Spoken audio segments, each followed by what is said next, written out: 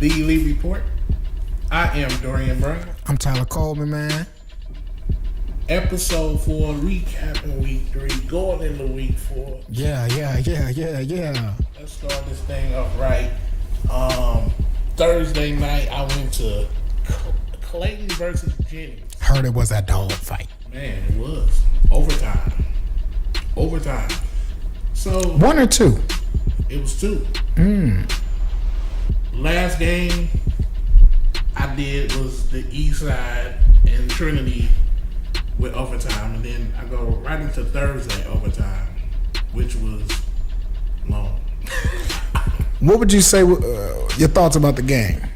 So recapping the game, I'm gonna start from the beginning. Jennings came out slow, sleepwalking. Could have been a Thursday night type of deal, you know. They're not used to playing Thursday night games. I don't know what happened, but right off the bat, Clayton touchdown. Jennings 4 and out. Clayton come back, bam, another touchdown. It's 14-0 in the first quarter. Jennings kept their composure, fought to the end, came back, but their best player went down with an injury in like the middle of the third quarter, Brandon Tate, right after he scored a long touchdown too. And that kind of slowed Jennings down a little bit, and Clayton was able to hold them off. 20-20 at the end of regulation. Clayton comes back, scores. I was impressed with Clayton athleticism. I didn't think they had as much, but on the skills positions, they went up and got the ball. Like, it was a jump ball fest, and they won. Now, I seen we had an elite watch player. Who was that? Number 61 for Jennings. He's a junior. Strong. Not a D1 player, but a strong D2 player. Very nice. Think he could squeak his way in the low mid-major guy? It all depends on how he work at his craft during the off season. Gotcha. If he hits the camps, if he's able to bulk up, get a little bit stronger, he may can squeak into them low mid-major Division I programs. But I'm thinking D2. You know what I mean? So and also it depends on his surroundings. Jennings is not known for being a football school, more basketball, and so he's gonna have to reach out and get to those camps and participate in different, things to get known. Yeah, I got you. Yeah, but Clayton gets the victory. They go to 3-0. Jennings moves to 2-1. If they get Brandon Tate back and he's healthy, they're a good team, but not a great team. They're a good team though. Coach Height has a program in the right direction. I know Thursday you went to. Yeah, Thursday I went to Webster Groves, seeing Ledoux Webster Groves. Man, let me start with this. First of all, Dale Cheston is really good from Ledoux. I was really impressed with him. Second thing from the takeaway of the game, Webster Groves, starting quarterback torn ACL, starting running back torn ACL, another player out. They were very depleted. And Ledoux took advantage. Full advantage. But the game was, it was a game. How did Moses look? He looked, I'm going to be honest, he didn't really have to do much. Yeah. They were able to have a balanced pace on their defense. They held Webster to 1 touchdown. That touchdown was by my guy, Cameron Yancey. Shout out to Cameron Yancey. Okay. His dad is a Webster Groves superstar, Latrell Yancey. But anyway, I think the final score, I left at halftime, it was 35-0. I believe it ended up being 42-7. It was like 38 or 38-7 or 42-7. It was something around there.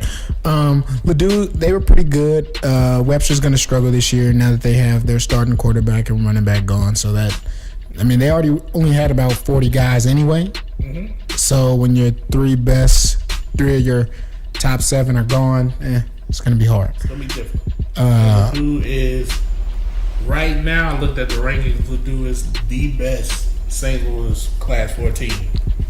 I think MICDS is second best, which is a perfect segue into Friday night. Now then we teamed up. We teamed up. We got back to our old swag. We went. Our game of the week was Lutheran South MICDS.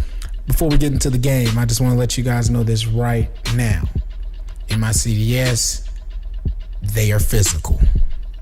More physical than we thought. Yeah, them boys are physical. They're small. They're small, but they don't go out there thinking, oh, they small, we can do whatever we want, run the ball. No, they like to hit you. No, they gonna smack. I apologize, I'm not sure the kid's name, number 30. Number 30. From MICDS. Number 30. I will find your name. Number 30. That man likes to hit people. He loves to hit people. I want to say something real quick. I think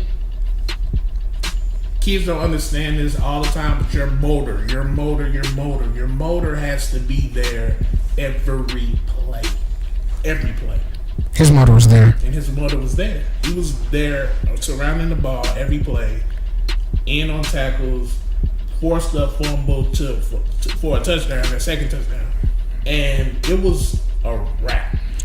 The game was called in the third quarter because of the rain. But I just want to say this right now. Lutheran South's quarterback is really good, Vito Orlando. He played both sides of the ball. Yes. But MICDS dominated from start to finish. MICDS was the better team. Vito Orlando may be the best player on the field. Yeah. But MICDS had the better team. They had a balanced run attack with Tyler Purdy and Bundy. Yep, Graham Bundy. I was really impressed with those two. Did you know that the quarterback for MICDS was a freshman? No, I didn't know that actually. We gonna get into that a little bit later, but yeah, he's a freshman. He ran the ball very well. Very well, poised. Now, the only thing about the game that I want to say is I felt bad for Lutheran South because that's 37 years that they haven't been able to beat MICDS. And they really could, because I feel like they missed out on a lot of opportunity. Yeah, it wasn't like they were completely shut down. They hurt themselves. They hurt themselves a lot with penalties and then a lot of drop passes. About 2 or 3 I remember off the top of my head that probably could have changed the game a little bit if they would have scored, because they had like wide open. I went back to the footage that we got, and I counted 4 drop passes for over 100 yards. Wow, that's going to be hard for you to win. It's impossible. Yep. Let's get into the thing that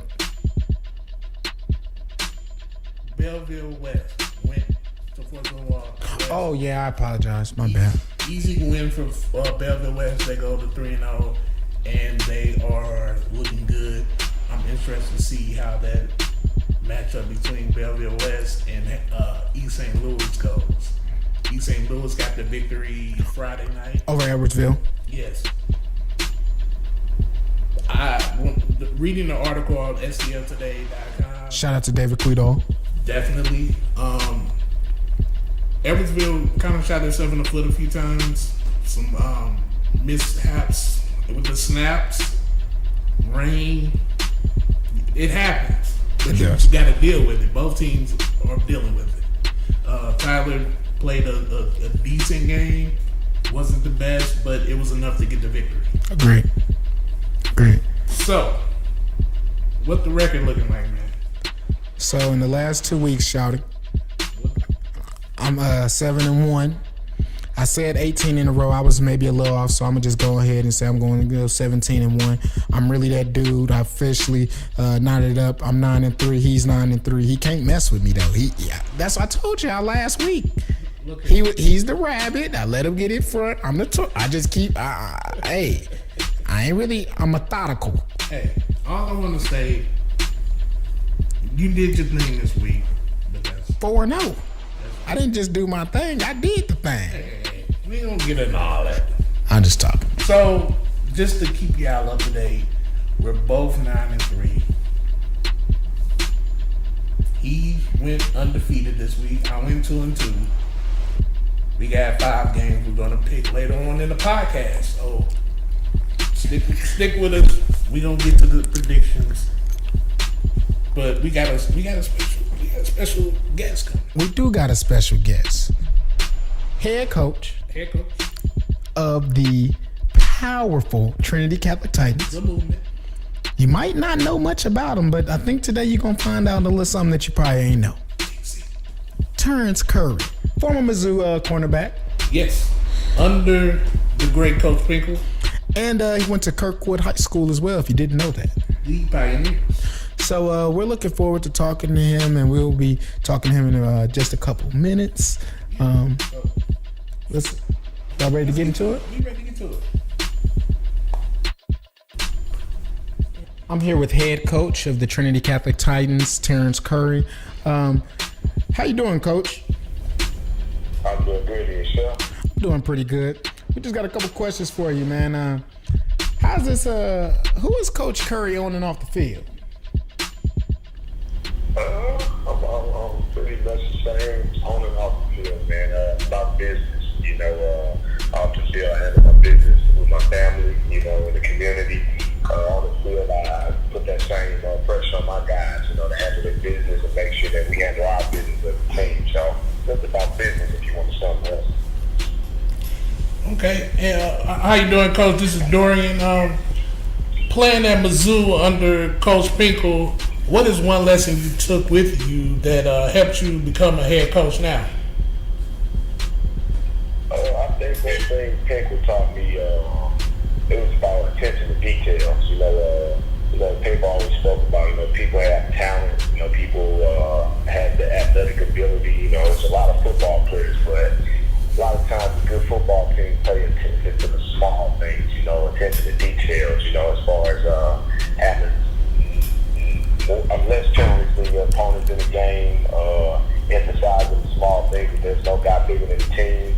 I recall one time, Coach Pinkel used to get on us about everybody not having their socks of the same length, and something that small and minor pretty much showed me how serious he was about paying attention to details. And I think that gives me my edge when I coach, that I pay attention to the small things, but those are the small things that makes us a better football team. And Coach, so far being the first-year head coach for the Titans, what's been your biggest challenge, would you say, so far? I would say just kind of getting thrown into the fire, kind of late in the season. And that's our first 2 games. We played 2 good opponents, and we were kind of trying to, we put the things together not on the fly, but we were kind of behind the ball, but we still were able to put together some decent game plans. And it's just if I had more time to plan for those type games and trips, that I think our team would have been in a better spot. But just those things. Other than that, me being around for 3 years as an assistant coach, I still had the opportunity as far as relationship with the boys and things of that nature. That has helped me a whole lot, throughout the process. And coaching such a talented team, you recently had 3 guys who received their All-American jerseys. What is the most important thing you've been able to teach them that they can take for them at the next level? Oh, yeah, for certain. It's a message that I give out to all my boys, because there's a small percentage that is going to go on to play college football, really a smaller percentage that's going to go on to play NFL football. So one message that I show to them, man, is always prepare for life, because the fact of the matter is 100% of us, we got to go on to play life, so everything that they learn on the field, about hard work, dedication, persistence, just those things that you're learning on the field, teamwork, and all those things. Take that into the real world, and apply that to whatever you do, and that will allow you to the best chance to be successful in whatever you choose to do. Because again, football is just a small part of your life. Even if you go to NFL, it's still your early 20s. You're done for most people, and you still got to go on and live life after that fact. Definitely.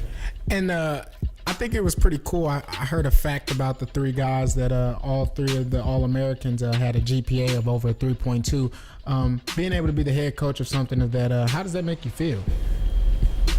Oh man, you have to be proud. Not just those three guys. Our team, high percentage, I believe, almost close to 80%. My guys are on honor roll. A lot of them are 3.0 and higher.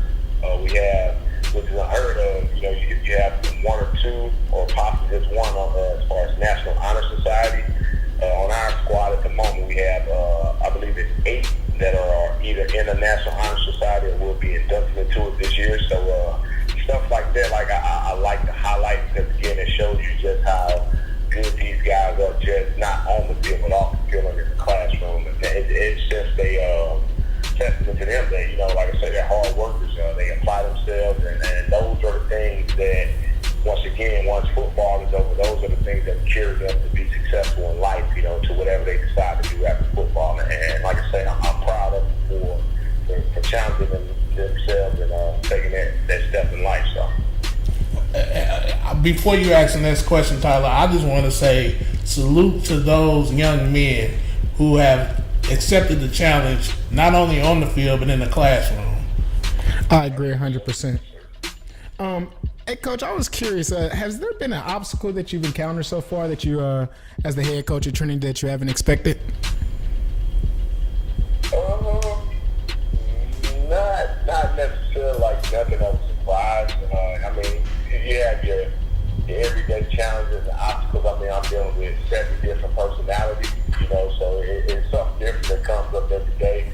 But like I tell people, when I first got back home from college, I started doing a lot of community work. I ran a nonprofit for my buddy Damian Nash, and plus I have my own, the Hope Hop Foundation. So I've been dealing with kids for a long time, all walks of life, mainly, young black males.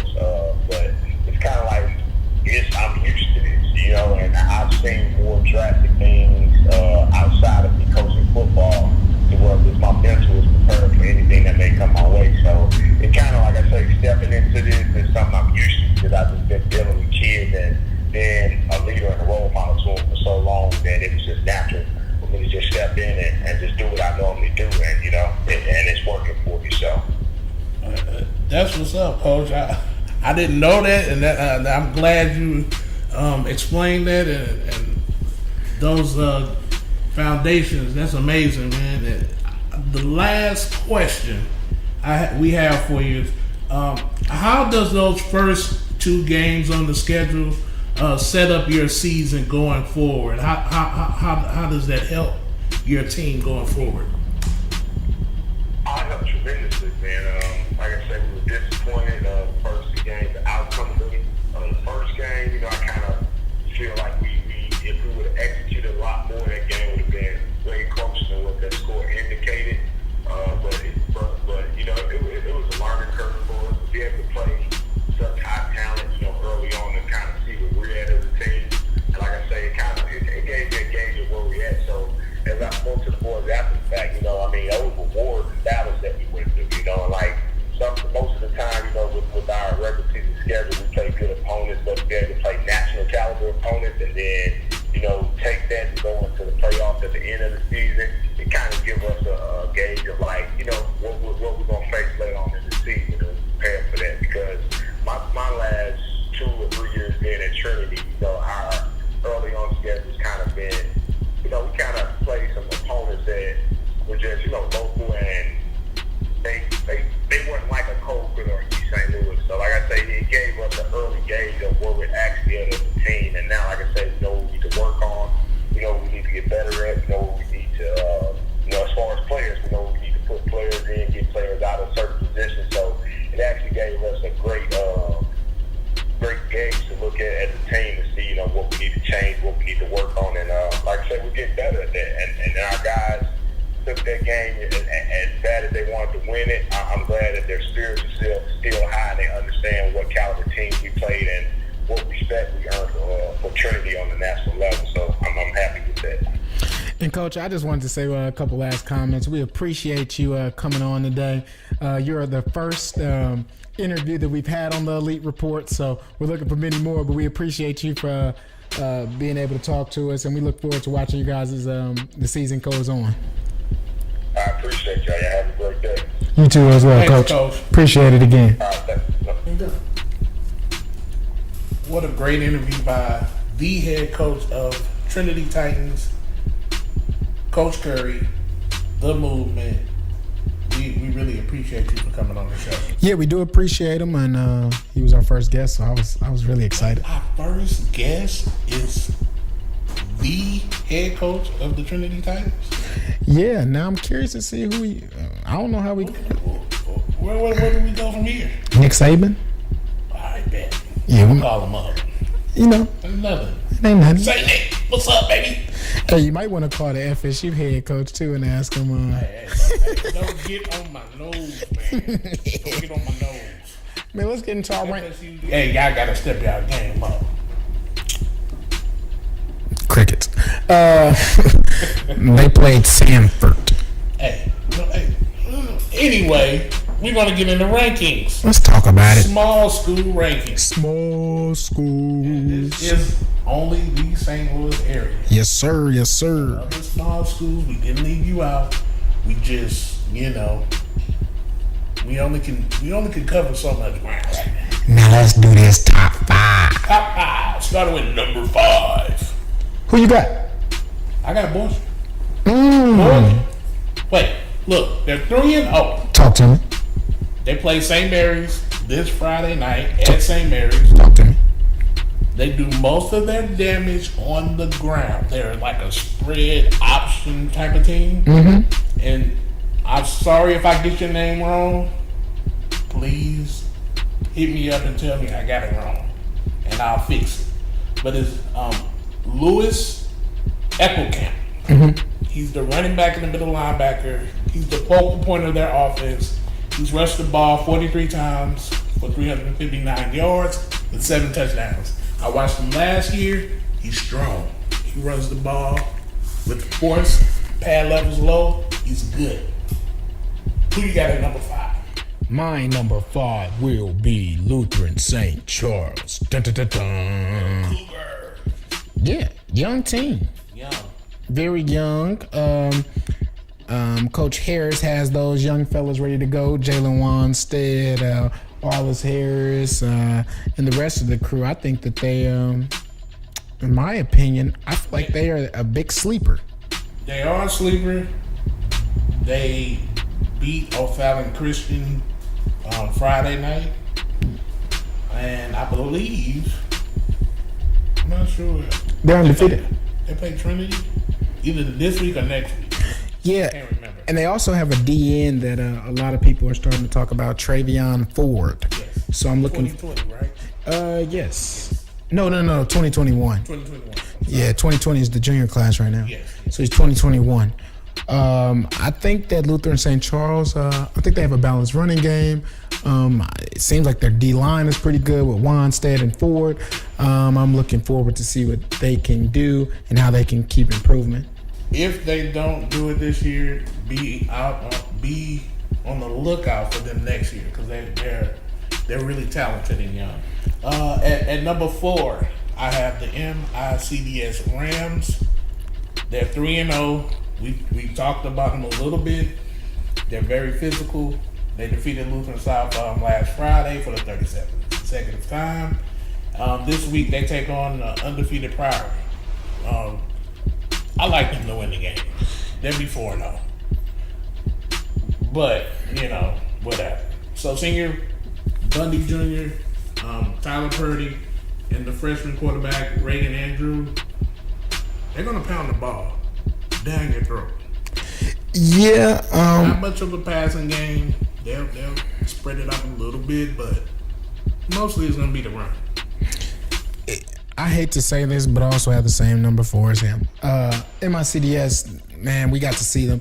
Like I was saying, somebody told me, man, how physical are they? And if you look at the video we posted on Twitter, I said very, very, very, very physical. I like Tyler Purdy. He runs. Man, it's weird. It's like he slithers. Like it looks like he finds the cracks. He can. I almost feel like he goes sideways a little bit. He does. And he always falls forward. I didn't really see almost any plays of him going backwards. Most every play was him going forward, and that's good. I think you said that about all the runners. True. Even Bundy, he had one impressive run that it was like, Touchdown. yeah, he drug a couple people too. Don't talk about that. Let's go to number 3. Who's your number 3? Number 3, we have the Cardinal Ritter Lions. Yeah, I want to say this. Hey, Cardinal Ritter, you know I rock with y'all, but I almost put y'all at number 4 because y'all ain't dominating like I thought y'all would. Y'all got too much talent over there to be playing around. Get it together. I also had Cardinal Ritter at my number 3. I think they'll figure it out. I think they new quarterback. So I'm not very surprised that it's a little bit of a delay. I'm glad you said that. And they have Cam Coleman as well too. New wide receiver, figuring out everything. A lot of new pieces. And new coaches, Yes. figuring out everything. That's why I'm not gonna hit panic mode just yet. I think they'll be fine. And finally, I want to say about Cardinal Ritter. I seen a video of them coming into their game against St. Dominic. I believe they played last week. They gave me the chills a little bit. I said, "Whoa, them boys look like they ready to go feast." You know what I'm saying? Hey, that's all fine and dandy, but you can't win 12-10 on the same time. They gonna figure it out. They better. They will. They better figure it out fast because they got to play some heavy hitters too. They do. And I think this is the thing that's going to be, I think that, I don't know the mindset of any of the people over there, but I just feel like they probably, maybe downplay St. Dominic a little bit. But I think Coach BG knows it's about time to put that Well, I will say this. Their defense has 11 sacks. Ooh, real quick, talking about defense, Jeremiah Hayes. I see you, big fella. No doubt. Hey, man. No doubt. He ain't getting, I'm going to say this, he's not getting enough credit. No, he's not. But What's his name again? Jeremiah Hayes. Jeremiah Hayes. Hey, bro. Keep doing your thing. Yes, I like him. I like the direction Ritter's going. I think they just got to figure things out. And they, like I said, they got a little bit of a new team. So it is what it is. We'll give you the benefit of the doubt. At number 2. Who's your number 2? I got Lutheran North Crusaders. Coach Reed, them boys, scholarship high. I see they're 0-3 right now, but They're the best 0-3 team in they're the the state. best 0-3 team in the state, maybe in the Midwest. They just lost to Cincinnati LaSalle. They went to Cincinnati and lost 13-12 to the 11th ranked team in Ohio. And then for those of you who don't know Ohio football is the Texas of the North. You know what I'm saying? Like, Ohio football is strong. Oh, Ohio football. Yeah, they get down. Buckeye country. They get down.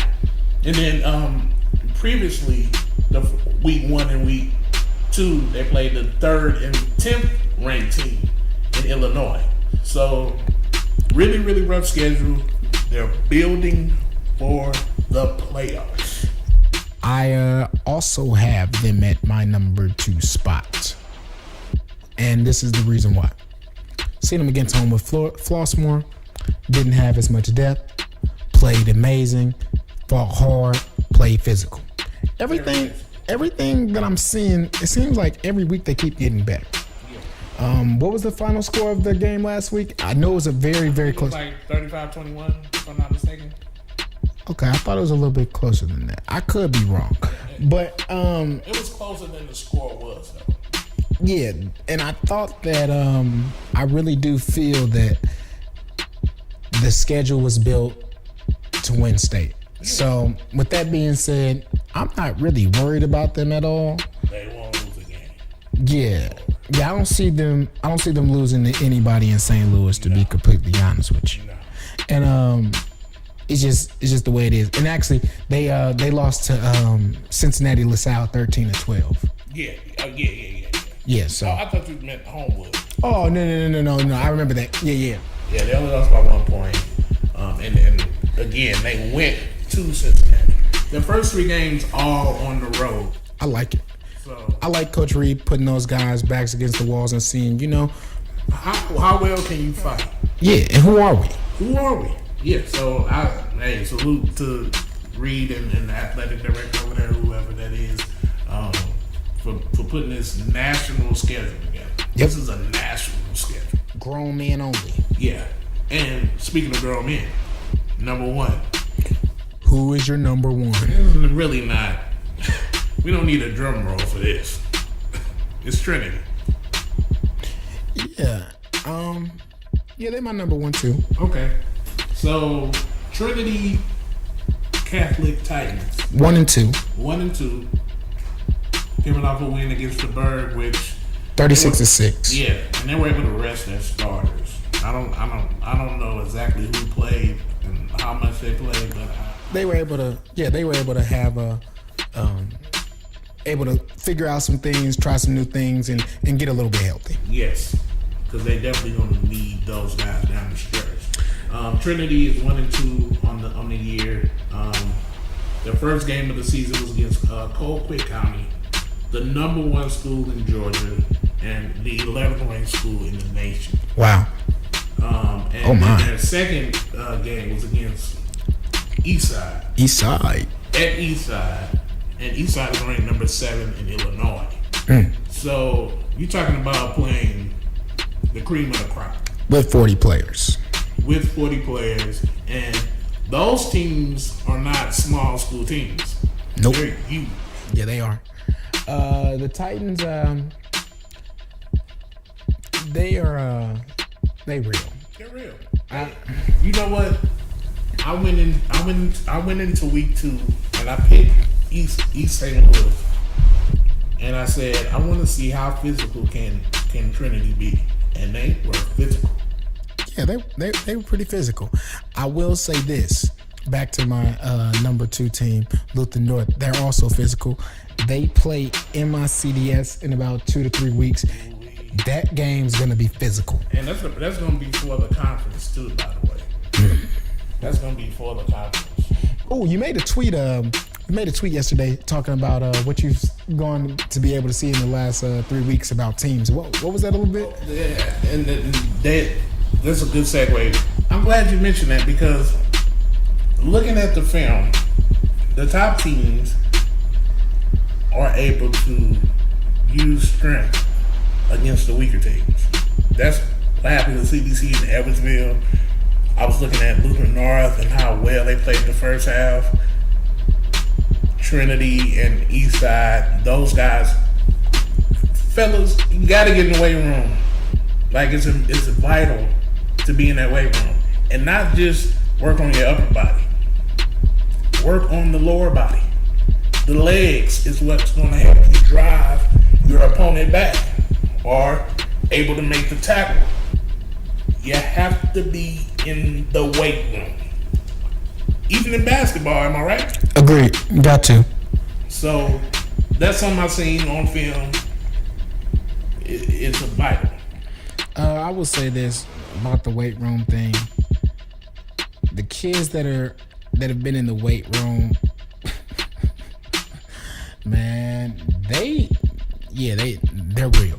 Yeah. And you could tell because it's like a different swag that they bring. Like it's like a night and day difference. No doubt. So They're more powerful. You know what I'm saying? You get that speed, you get the power, you get the strength. You're able to dominate your opponent and be able to help your team, win. Especially when you're playing against the top teams. Yep. Speaking of top teams, game of the week 4. We will be our game of the week is Jeff City versus SLU. But let's talk about some of the games that we got. Other games we're looking at. We got Elias versus CRCP. Cardinal Red Lions. Elias goes into the game 2-1. Cardinal Ritter goes into the game 3-0. Elias just came off of a loss 42-7 to Vianney. Yes, and this is at Elias. Right? Yes, sir. Yeah, so who you like? I'm going to go with the Cardinal Ritter Lions. I'm going to go pick them. And I'm going to say that because I think I say this week is the week that they finally figure out everything and get things in motion. Because the thing that I've noticed is if you're really going to be honest, in the last 2 weeks, they've given up a combined 22 points the whole season. I just really remembered that. They gave up 12 to Cahokia, and they gave up, I'm sorry. Yeah, they gave up 12 to Cahokia, and they gave up 10 this week. So, yeah, 22 points. So, and then they won 82-0 over Confluence. So, I'm going to go pick the Lions because of defense, and I think that the offense with the firepower that they have, they'll be able to work things out. I'm glad you said that. They only gave up 12 and 10. That's 22 points. But on the flip side, they only scored 32 with Cam Jameson. Like, that has to change this week. If they don't score, they won't win. They have to definitely score points. I'm going to pick Cardinal Ritter as well. It's too much talent. I can't go against them. Too much talent. And the thing is I just don't see Jameson in his senior year. I just don't see him losing to Elias. I feel like he'll figure out a way, even if he has to just completely make plays on the football field. I just feel like he'll do whatever it takes to help his team win. I got you. Another game we're looking at, Fox, Melville, the Battle of South Carolina. Fox is going into this 3-0. Yep. Melville is 2-1. Yes, sir. Who you like? I like Fox. I like Fox. I think they're going to win by probably a touchdown or 2 touchdowns. It's going to be a close matchup. Melville, they're trying to find their footing, man. Melville used to be one of the best programs in St. Louis in the 90s and early 2000s with Coach Heidi. Now they had some dark times lately. I'm going to go and I'm going to pick Melville. The reason I say that is they're 2-1. They lost to Hazelwood West. Hazelwood West has a pretty good, solid team. We'll talk about Hazelwood West in a second. But I just feel like Melville, I think they've gotten a little bit better. And I'm going to pick Melville for this game. Okay. Then let's get to CBC versus DeSmet. CBC versus DeSmet. Big MCC matchup. The Battle of MCC For the championship. championship. Both teams coming in and undefeated.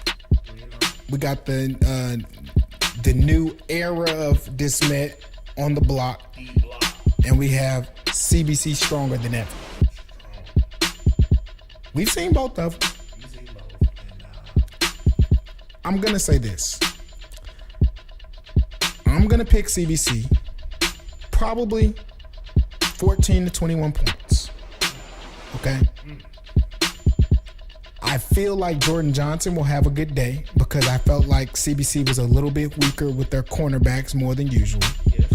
But I feel like MJ Anderson and the crew will be able to put so much pressure on the DeSmet offensive line that they will be able to get to the QB a little bit to help change the game. And I also feel that DeSmet's defensive line is very good. Very good. They are. Yeah. But the CBC offensive line, I would say they get the edge in the trenches. Now, I'm not sure how DeSmet's going to tackle Bradford, which I'm looking forward to a lot. And I'm also looking forward to seeing how they're going to be able to handle Brad Gabbert. Because this is a game where if DeSmet can, gain some traction, man, they're going to be okay. Yeah. I think if you haven't seen DeSmet, you may think, CBC in a row. I don't necessarily think that's the case, just because of all of the talent that DeSmet has. Like you said, the defensive line is a lot better this year than last. Their offensive line is good. Their quarterback has stepped up and been a leader for the team. And Jordan Johnson is a man on a mission. Yeah, I will say this. For Desmet to have success, Linnell Carr on the D-line is going to have to be very disruptive. Very. You're going to just have to be disruptive. You got to throw the CBC game plan off. Linebackers, you gotta wrap up. Now, that's the thing that I'm curious about. Team tackling against Bradford. Because there's not one guy who's going to be able to, But you know the thing that I was impressed with about CBC that I didn't mention? They had other running backs that scored touchdowns and made plays. True. And they don't have as much power as Bradford, but they had a little bit quicker, a little bit more speed, and they were a little bit shiftier. So I'm just intrigued to see the game. I think the game's going to be a very, very, very good game. The atmosphere is going to be electric. It's going to be at this Met. Ooh, I did not know it was going to be a D block, as they call it. It will be at D block. The Madden and their fans will be going nuts. I just don't know if they're going to have enough. But this is the game right here. Okay. When I used to see CBC versus Desmet when Deron Neal was playing, Desmet didn't always win, but Deron Neal always put a stamp on the game. Okay? This week, it's time to see what Jordan Johnson does and if he can put his stamp on the game. And I think he will be able to, but I'm just saying I think this is going to be important. But it depends on the quarterback. Agreed. That play has to be tremendous. There can't be any letdown. You definitely don't want to turn the ball over against this CBC cadets because they're going to make you pay. And then also, too, they definitely have to stop Julian. Brett Gabbard's going to spread the ball around pretty much to everybody, but Julian is that guy who's that one guy who can go deep and stretch the defense. So, looking forward to the matchup. I like CBC. You like CBC as well? I'm going CBC, and I'm going to say that I wouldn't say they're stronger than ever, but they're pretty strong. But yeah, they're definitely strong. A Thursday night matchup is Hazelwood Central. We got Hazelwood Central coming in at 1-2. We have Hazelwood West coming in at 2-1. Yes. I like Hazelwood West. Just because they have more skilled players than Central. I'm going to go Hazelwood West as well. I think that Hazelwood West, they're a little bit more complete. They're a little bit more jailed right now. Hazelwood Central, they're still trying to figure things out. Like I said, it's going to take a process with them. I think they'll be good at some point in the season. You'll see flashes of them being good. But right now, and I think Hazelwood West they want to show that, hey, we the best Hazelwood school. The best Hazelwood school.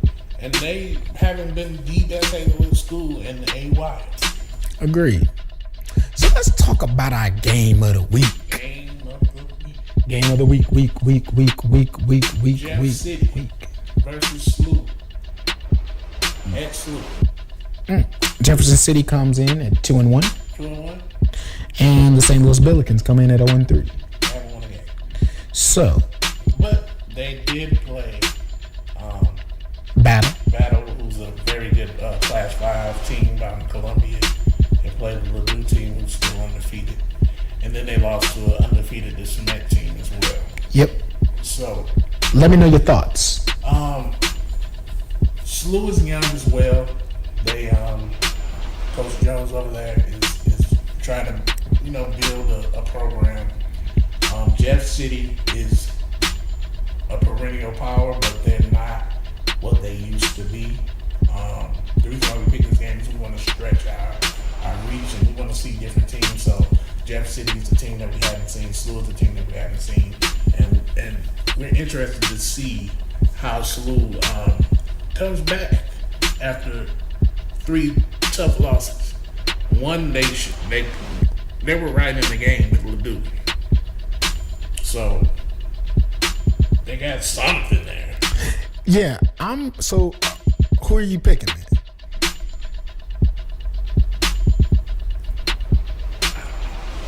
I'm going SLU. Give me the home team.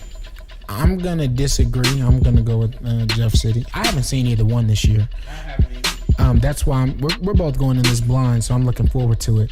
And I'm kind of excited for the game. At first, I was like, this is gonna be an interesting game. But the more I think about it, I think it's gonna be exciting because we haven't seen them, and SLU has young talent that I've heard about. So I'm looking forward to that. I'm gonna pick Jeff City. I might be wrong, but I'm gonna pick Jeff City. I think they probably, from what I know, they're a consistently good team. And if SLU's young and they're just getting started, it might be a little bit of it. It might be too much for them, but I think SLU is ready to get that first victory under their belt. So that wraps up our game of the week. I'm sorry. And if you see us at SLU, say what's up. If you see us at Lindenwood, we'll be at Lindenwood for the Hazelwood Central versus West game. And we gonna come check out the Hazelwood East Riverview game too. Yeah, we might not be there right on time, but we will be there. Yeah, we'll be there. So, I'm gonna tell y'all this. Dorian Brown has been amazing to work with. We trying to go everywhere, man. It's talent in St. Louis. We trying to show y'all it's talent in St. Louis. So we gonna be there. Keep hitting our DMs and keep asking us questions, man. Yeah, we want to hear from you guys. If you have anything you want us to touch on, any subjects, we'd be glad to hear from you guys. I forgot one thing though. You got to get to our tip of the day. The tip of the day. So, week 2, week 3, we've seen a lot of cramping, and this haven't been hot. I'm gonna be real with y'all. It haven't been that hot. Week 2 was at East Side. It's a little bit warmer. During the day, warm. During the evening, cool. Week 3, rain. It wasn't hot at all. Shouldn't be cramping. You should be cramping. So, we're going to give you a few tips. Let them know. Number 1, drink water. Water. Every day. Yes. Every day. Yes. No sodas if you can help it. Man, get yourself a jug and every day I know schools ain't minding you drinking water, but you want to go drink soda. Juice. Kool-Aid. You're trying to be elite. I'm going to tell you right now. You're trying to be elite. Get you some water. Drink every day. 2.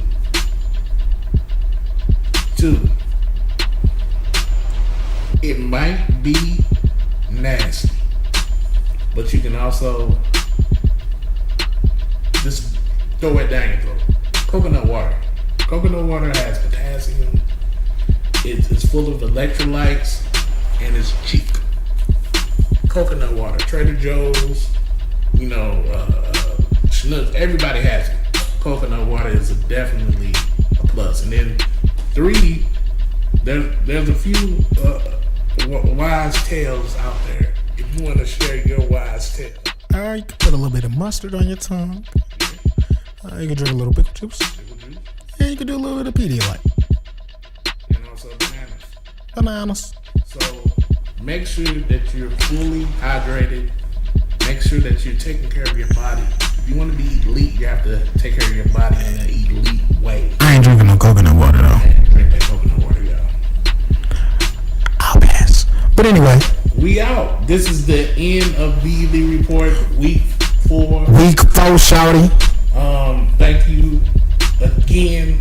We appreciate Coach Curry too. Coach Curry. Hey, salute the Titans. We wish you nothing but the best throughout the season. And we'll see y'all next week. We're going to see y'all next week. We might have a surprise for you. Peace. Thanks for tuning in to the Elite Report. Subscribe, share, and above all, stay elite.